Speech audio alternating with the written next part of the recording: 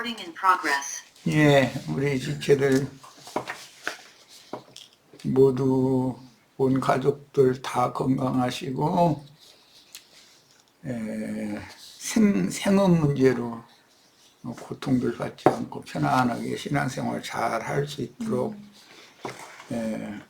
오직 그 주님과 주님 나라를 위해서 항상 기도하고 애쓰고 그러면서 편안한 일생 마칠 수 있도록 주님이 함께 해주시기 바랍니다. 네, 오늘은 마태복음 10장 1번 자료의 5페이지 할 차례입니다. 구약시대의 12지파 대표자들인 야곱의 12아들들은 아브라함 자손들을 위해 하늘에 준비하신 한 성의 성문을 지키는 수호신들이 되었으며, 신약시대에 주님의 선택을 받은 12사도들은 하늘의 시온산에 세우신 거룩한 성 새 예루살렘 성곽의 기초석들이며 정금같이 보배로운 믿음의 터인 산 돌들이 되었습니다. 그리스도의 몸인 하늘에 기록된 장자들의 교회는 땅의 7교회들에서 빼내신 이기는 자들로 세우신 후사들의 교회요, 어린 양의 신부교회이므로 성경의 모든 예언들을 실현하는 하늘에 거하는 자들입니다. 하늘에 해를 입은 한 이적의 여자 사라로 예시가 됐어요. 아들들을 낳아서 뱀꼬리에서 나온 7머리들을 예리한 검으로 대적하여 괴멸시키고 세상 나라를 주와 그 그리스도의 나라가 되게 하는 세상 끝에 회복된 교회입니다. 뱀꼬리, 계시록 9장에 나오는 뱀꼬리에서 나온 7머리들은 땅에서 올라온 7 짐승들이다 이렇게 돼 있고, 큰 음녀의 7머리다 라고 되어 있죠. 그러므로 하늘의 장자 교회는 모든 이기는 자들의 모친인 하늘의 예루살렘이며, 유일하신 참 하나님의 이름을 영광스럽게 드러내는 사명자들인 하늘에 거하는 자들로 세워집니다. 예수께서 그 12제자를 부르사, 여기 12제자를 부르셨다고 그랬는데, 유대인들은 항상 12라고 하는 수를 완성으로 가는 완전수, 흔히 이제 이렇게 표현을 하죠. 예수님이 밤이 맞도록 기도하신 후에 택하여 사도로 세우신 12사람의 제자들은 마태복음 5장부터 시작되는 산상에서 선포하신 천국의 헌법 공포 이전에 선택하여 세우셨음에도 마태는 마태복음 10장에서 지금 소개를 하고 있습니다. 사실은 그 이전에 주님이 산에 올라가셔서 왕국 헌법을 공포하실 때 12제자들은 그 전에 이미 선택이 됐었죠. 자, 12이라는 숫자에 맞춰 사도들을 세우신 것은 구약시대에 이스라엘의 12지파가 다윗 왕국의 기초였듯이 신약시대에 메시아의 왕국의 기초가 된다는 의미가 있고, 영적 이스라엘이 12사도들의 헌신을 바탕으로 새롭게 세워진다는 의미입니다. 여기서 헌신이라는 의미는 지난 시간에 말씀 나눈 것처럼 구약 성경의 나시린의 율법을 영적으로 이루는 사람들을 의미합니다. 이것은 야곱이 이스라엘이 되어 약속의 땅으로 돌아와서 베델로 올라가서 전제 제사를 드렸다고 그랬죠. 소원을 이루기 위해서. 그 전제로 제사를 드리는 것은 앞으로 남은 생에는 자신을 위해 전혀 사는 것이 아니라 주님과 주님의 나라를 위해서 자신을 온전히 부어드린다, 그런 뜻인 거예요. 그러니까 사도들은 택하심을 받았고 부르심을 받은 이후에는 나시린으로 살아야 되는 거죠, 이제. 네.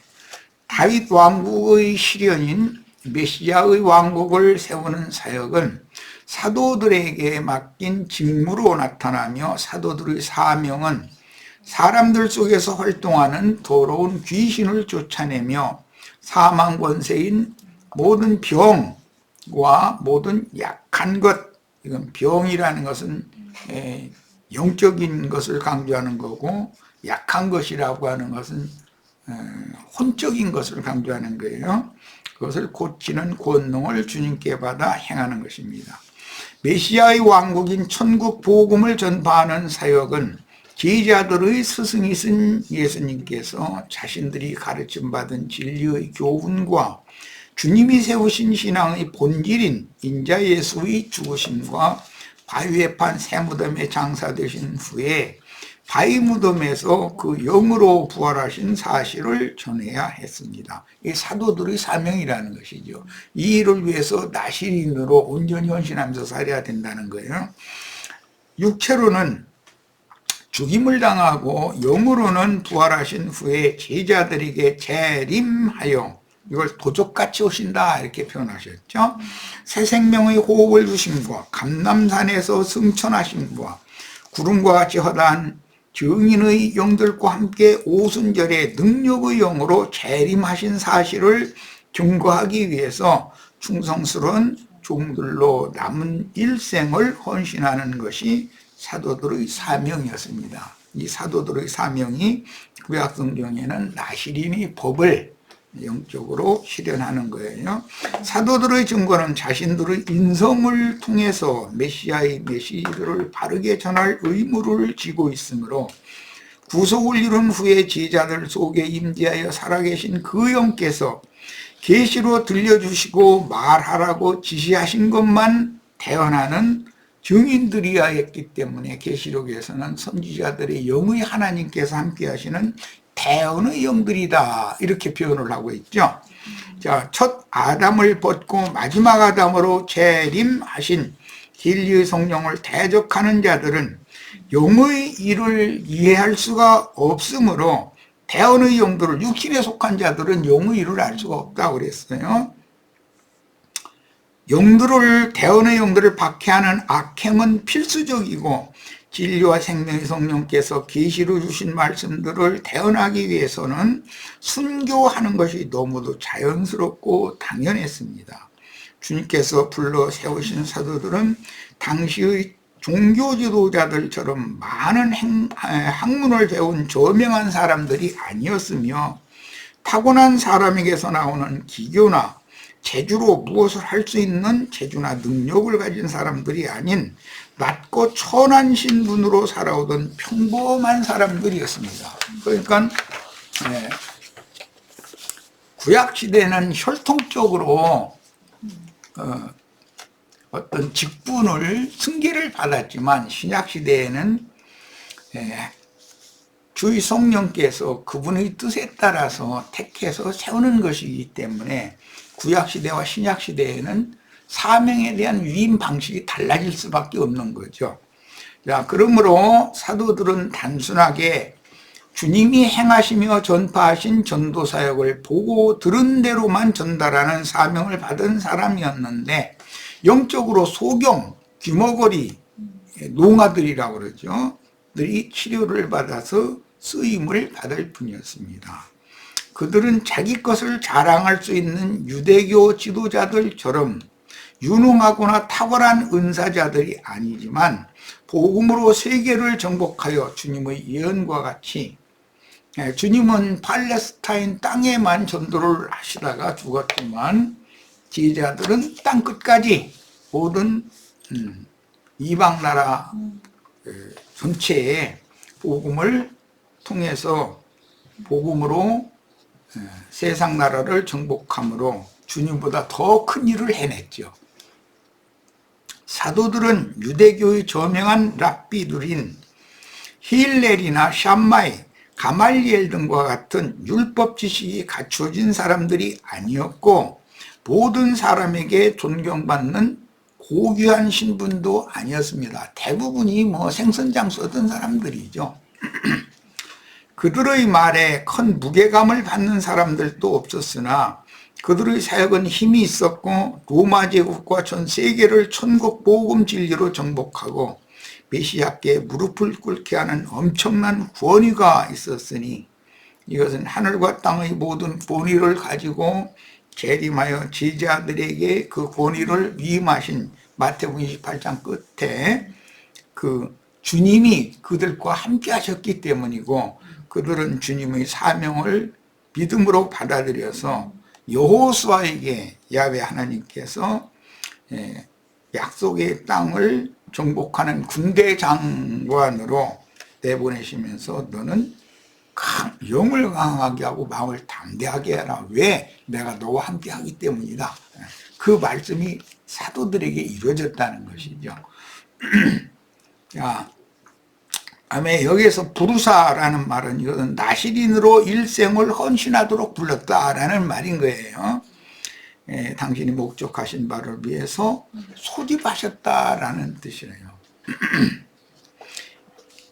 이것은 여호수아 1장에서 3장 사이를 자세히 읽으셔야 됩니다. 이 사도를 둘러서 파송하시는 내용을 읽으려면, 이해하려면 메시아이신 예수님은 하늘에서 이루신 아버지의 뜻이 땅에서도 이루어지도록 메시아의 왕국 복음을 모든 민족에게 전파하여 주님 자신과 주님의 왕국 통치권을 받아들이는 사람들에게 메시아의 왕국이 임하고 완전케 되어 나타나게 하려고 꼭 필요한 12사람을 소집하신 것인데 그 12사람은 12지파를 실현하는 것이기 때문에 12지파장은 12 땅덩어리를 대표로 기업으로 받은 사람들이잖아요.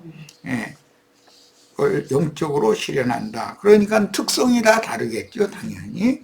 자, 새로 건설될 참 이스라엘 왕국의 기초석들이 될 12지자들을 그분의 목적에 의해서 각각 부르셨으므로 각자의 특성과 사람 등등을 모두 고려하여 부르신 것입니다.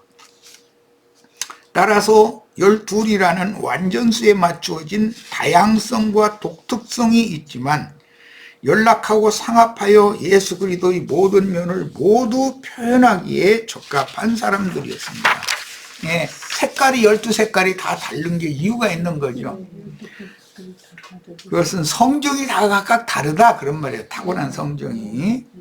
자, 즉 12사도들을 통해서 만유이신 예수 그리스도의 충만함, 즉 모든 풍성함이 나타날 수 있도록 부르셨고 세우셨으므로 타고난 성품의 특성들인 각자의 색깔이 다르고 성향이 다르나 그 영의 역사를 통해서 조화를 이루어 세상 나라가 주와 그 그리스도의 나라가 되게 하는데 아주 유효적절한 각자의 특성을 다 가진 사람들을 불러서 세우신 것이다 라는 거예요. 이것은 이제 그리스도의 몸이 누구 한 사람의 깨달음에 의해서 전 세계가 지배되는 그런 교회가 아닌 것이고 각 성의 교회들을 세우고 장로들을 세운다. 이것은 12덩어리 땅덩어리 중의 각 성마다 장로들을 세워가지고 자기 성내의 일을 치리하도록 하였던 율법 말씀을 성취하는 것이기 때문에 각 성의 행정은 다 각각 다를 수밖에 없겠죠. 상황이 다를 거니까 이런 것을 인정해야 된다는 거예요. 기본적으로. 그렇지 않으면 로마 교황권과 같이 독선적인 종교 체제가 될 수밖에 없다는 거예요. 이게 굉장히 무서운 거죠, 이게. 약속의 땅에서 이스라엘이 지파별로 얻은 12지파의 기업을 실현하는 그 영께서 파송하신 사도들과 동역자들에 의해 각 성에 세운 교회들은 매우 다양한 특성들과 성향들이 있으나 주 안에서 조화를 이루기 위해서 구약시대의 각 지파는 이스라엘은 서로 통혼 통상을 할 수 있게 되는 거잖아요. 그런 것처럼 각 성의 모든 교회들은 영적인 통혼 통상을 할 수 있어야 된다. 이건 연락하고 상합해서 서로 상통할 수 있어야 된다. 그런 말이에요.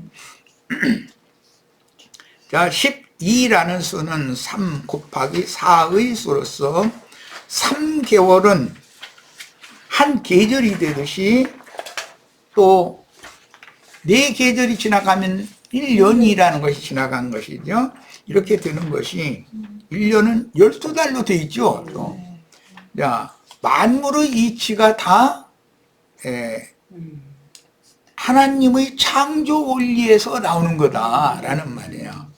그래서 만물이 운행과 계절에 따라 변화되는 모든 색깔과 지금은 이제 주로 이제 눈이 덮이면 흰색이 온 천지를 덮고 있지만 조금 지나면 이제 녹색이 나오죠. 연녹색이 나온 다음에 흰녹색이 나오고 그 다음에는 단풍이 지고 노란색이 더 많다가 붉은색으로 바꿔지고 또 흰색이 되고 이제 이런 모든 것들은 하나님의 이런 것 보고 우주를 경영하는 조화를 이룬다 이렇게 그 잠언서 8장에 보면 조화의 시작이다 이랬는데 그걸 보고 조화라고 그런단 말이에요.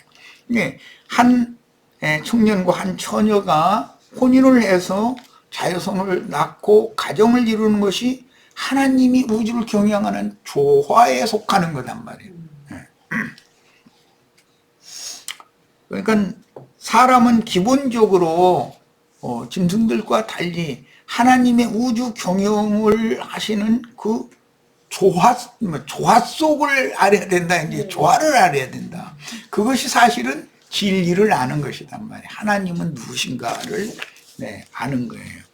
천상세계의 보좌에서 조물주의 영광을 수호하며 보좌하는 그룹 스랍들이 물질세계의 모든 것들과 만사들을 조화롭게 경영하여 통치하시는 하나님 말씀을 받들어 적절하게 쓰임을 받듯이 지상세계에 메시아의 왕국을 세우고 경영하는 일로 12사도들이 쓰임을 받아야 하므로 사도들에게는 특별한 직임과 직분에 맞는 권위가 부여됩니다. 예수께서 더러운 귀신의 영들을 사람들에게서 내쫓는 능력과 각색 질병과 연약한 것들을 고쳐주는 능력을 부여하신 것은 메시아 왕국의 통치 개념이므로 지상세계에서 악한 영들과 더러운 귀신들이 연약한 질그릇들인 사람들을 마귀의 뜻대로 통치하지 못하게 하며 오직 하나님의 뜻대로 통치하시려는 것입니다. 이것 보고 왕권이라고 그러고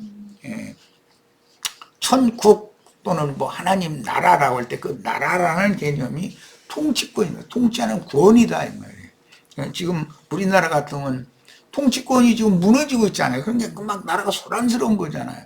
그러면 질서정연하게 새로운 통치권을 세워야 되겠죠. 그래야 나라가 안정을 잡고 경영될 수가 있겠죠.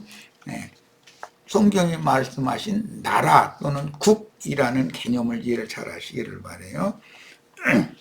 인류에게 들어온 모든 병과 모든 약한 것들은 마귀에게 속은 아담을 통해서 악의 영들과 더러운 귀신들이 인간 세상에 들어와 마귀 왕국으로 변질시켰기 때문입니다.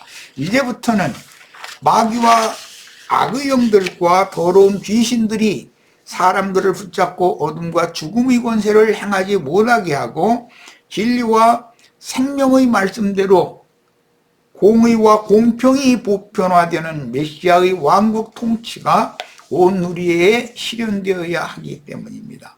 그러니까 세상 나라와 주님의 나라라고 하는 나라라는 개념을 잘 이해를 하셔야 돼요. 주님이 사도들에게 부여하신 왕국 통치에 참여하여 하나님의 동역자가 되게 하신 권위는 천국 복음을 전파하여 회개하고 복음을 믿는 이들에게는 지난 죄들을 모두 사면해주고 진리의 생명을 분배받은 이들이 스스로 빛과 어둠을 분별하게 해줍니다. 죽음의 권세인 육신의 생각과 생명의 능력인 영의 생각을 분별하여 마귀의 통치를 벗어버리고 빛의 아들들이 되어 생명의 빛을 발함으로 메시아 왕국을 온 세상에 선전하게 해서 세상 나라가 주와 그 그리스도의 나라가 즉 천국이 되게 하는 사역이 사도들에게 맡겨진 것이다. 주님께 받은 생명의 빛을 바라는 사도들의 권위와 동일한 권위를 받은 모든 믿는 이들은 빛의 아들들이 되어 어둠과 죽음의 세력을 잡은 자 마귀의 체제인 이 짐승들의 왕권을 대적해서 이겨야 된다. 그 세상 나라에 어떤 독재자가 나타나서 백성들을 막 짓밟고 함부로 대하고 그렇게 하면은 결국은 폭동이 일어나잖아요. 해가지고 하룻밤 자고 나면은 신천지가 오지요. 그 어제까지 권세를 부리던 그 악의 축이 되는 그 자를 뭐 하옥시키거나 죽이거나 하고 그 잔당들을 싹 소탕해버리고 나서 새로운 하늘과 땅을 새하늘과 새 땅을 열면 그럼 새로운 지도자를 세우면 그러면 세상이 새로워졌다 그런단 말이에요.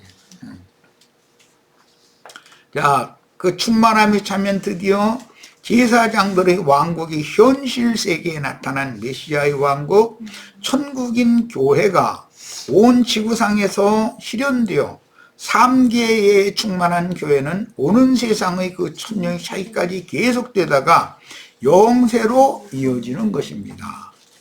문자대로 사도 아포스톨로스라는 이 용어는 내가 보내다 라는 뜻의 동사 아포스텔로에서 유래한 뜻으로 보냄을 받은 자인 사자, 사신, 사절, 즉 친권대사라는 뜻이니 현대의 선교사들과 같다. 교계에서는 사도라고 하지 않고 선교사들 보낸다 이렇게 말하죠. 선교사들은 보냄받은 전도자들이라는 뜻이잖아요. 그러니까 사도들은 뭐 무슨 특별한 육신적인 어떤 지위계급이 높다 그런 개념이 아니라는 거예요.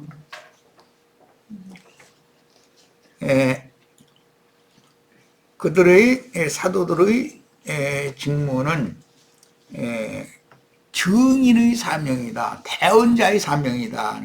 그들이 무슨 개인적인 어떤 무슨 권세가 있다는 것이 아니라 주의 성령께서 시키는 것, 계시하시고 보내신 것, 보내심을 받은 자들이니까 보내신 이의 뜻을 사람의 말로 대언을 해야 되는 그런 위임을 맡은 직분자라는 뜻인 것이지 자기 멋대로 무슨 일을 할 수 있다는 뜻이 아닌 것이죠. 그런데 이게 세속교계에서는 교황권이나 세속교계의 무슨 신부제도와 비슷한 목사제도를 하는 그런 사람들은 자기가 교회를 뭐 자기 멋대로 막 해도 되는 걸로 이건 너무나 그러니까 그것은 그런 사람들이 거짓 사도요, 거짓 선지자들이라는 거예요. 이게 땅에서 올라온 짐승들인 것이죠.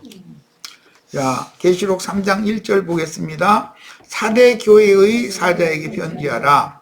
하나님의 7명과 7별을 가지시니가 이르시되 내가 네 행위를 아노니 네가 살았다 하는 이름은 가졌으나 죽은 자로다. 여기 하나님의 7영이라는 말이 나왔고 7별이라고도 했어요. 자, 계시록 4장 5절도 또 봅니다. 보좌로부터 번개와 음성과 우레소리가 나고 보좌 앞에 켠 등불 7이 있으니 영은 곧 등불과 같은 개념이고 이는 하나님의 7영이라. 등이라는 말은 영이라는 말과 같은 개념이다라는 걸 알 수 있죠. 자, 계시록 5장 6절 봅니다.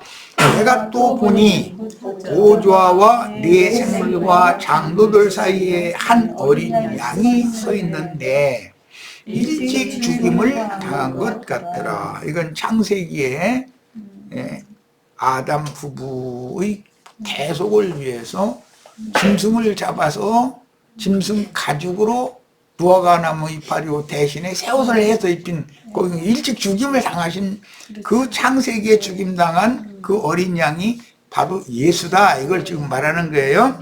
그에게 7뿔과 7눈이 있으니 이 눈들은 온 땅에 보내심을 받은 하나님의 7영이더라. 눈과 영은 같은 개념이다 라는 것도 알 수 있죠. 이번에는 12사도의 이름을 각각 살펴보도록 합니다. 맨 먼저 부르신 사도가 베드로죠. 그래서 처음 사도다라는 뜻으로 수사도라고 그렇게 하죠. 수라는 것은 머리 숫자를 말하는 한자어인 거예요. 머리 사도다. 아람으로는 게파스라고 그러는데 이건 이제 복수형의 반석이라는 뜻이기 때문에 쪼개진 반석돌을 의미하는 거예요. 그의 아버지는 요나였죠. 요나라는 뜻은 구약 성경에도 요나서가 나오죠. 비둘기라는 뜻이에요. 그것은 비둘기는 특히 그 홍수 때 감람 새 이파리를 물고 방주로 돌아왔죠. 그러니까 그 요나라는 비둘기라는 개념은 하나님의 기별을 전달하는 사람이라는 그런 의미를 갖는 거예요. 그러니까 성령이 비둘기같이 예수께서 침례받는 곳에 비둘기같이 내려왔다 이제 이랬는데, 이것은 하늘의 하나님의 뜻을 예수께 보내시는 것이죠. 너는 내 사랑하는 아들이요 내 기뻐하는 자라라는 그런 의미를 예수님께 전달을 하는 사명을 한 것이 성령으로 말미암아 예수님이 침례를 받으면서 사명을 받았던 것이다, 그런 설명이에요. 시몬이라는, 베드로를 시몬이라고도 하죠.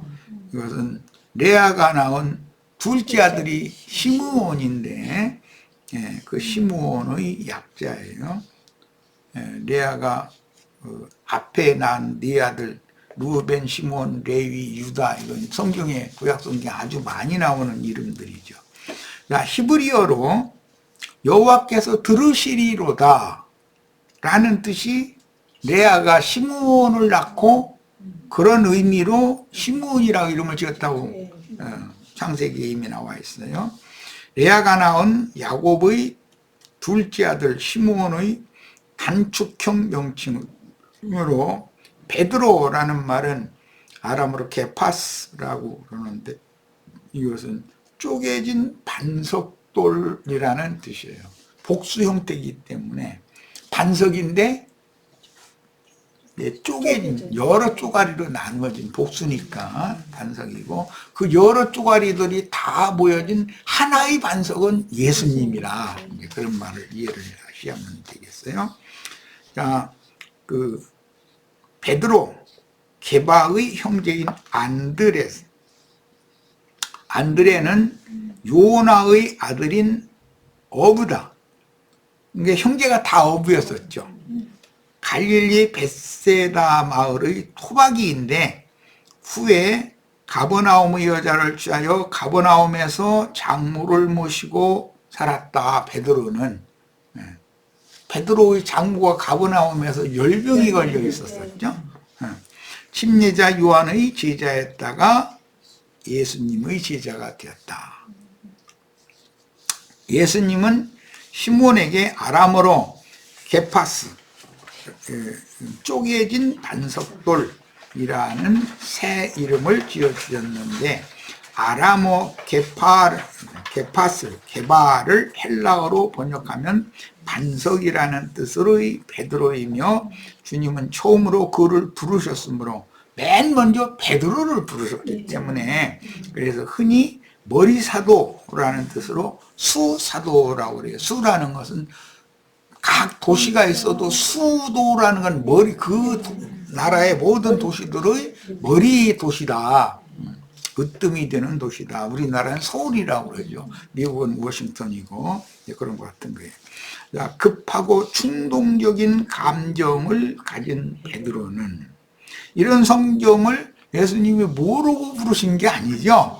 그 성품을 주님께서 그 성품을 모태로부터 태어나게 만들었기 때문에 하나님이 그를 쓰시려는 계획이 이미 있었던 것이죠. 네. 이제 이런 것을 깨닫고 바울 사도는 모태로부터 나를 택정하셨다 이렇게 설명을 했어요. 그러니까 이제 이렇게 깨달아야 되는 것이죠.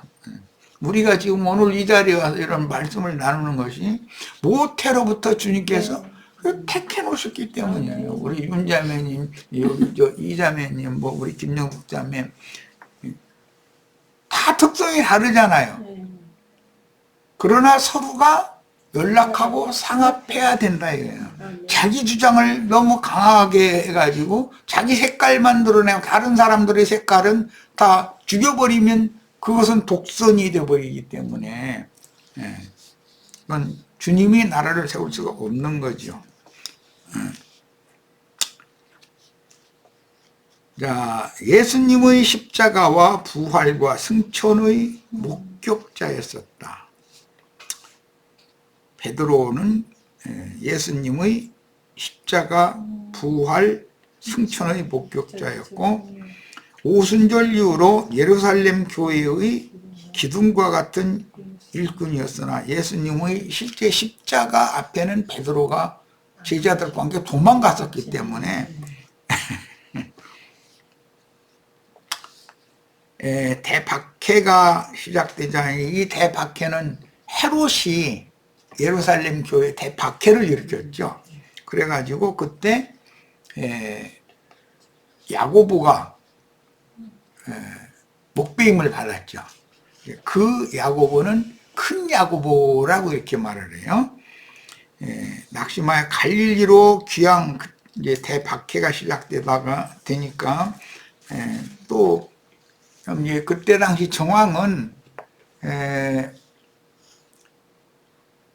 마가 요한의 어머니 마리아 자매님 댁에 120명이 다 모였었는데 그 시간이 가는데도 계속 예수님은 죽었고 계속 모인다는 게 사실 어렵죠. 그 마리아 자매님 집에 있는 거 다 거들을 내고 그거 누러붙어 있을 수는 없잖아. 그런데도 흩어지려고를 안 하니까 하나님께서 너 이제 그만 예루살렘에서 이제 흩어져 더 넓은 지역으로 나가서 복음들 전해 이제 그런 뜻으로 헤롯을 일으켜서 박해를 일으켰던 것이죠.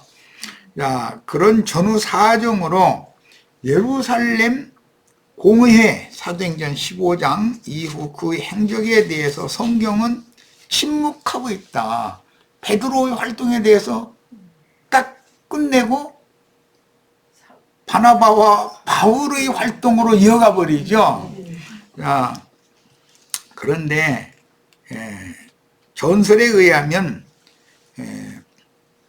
베드로가 바벨론에 있는 교회가 너에게 무난한다 했을 때 그게 로마로 가가지고 로마에서 주님을 위한 사역을 하다가 바벨론에 있는 교회라고 베드로 전서의 표현을 그렇게 했다라는 거예요. 그때 당시에는 바벨론이 없었으니까 하나님의 백성들을 포로로 사로잡고 지배하는 세상 나라 왕국을 바벨론이라고 영적으로 베드로가 해석을 했던 것이죠.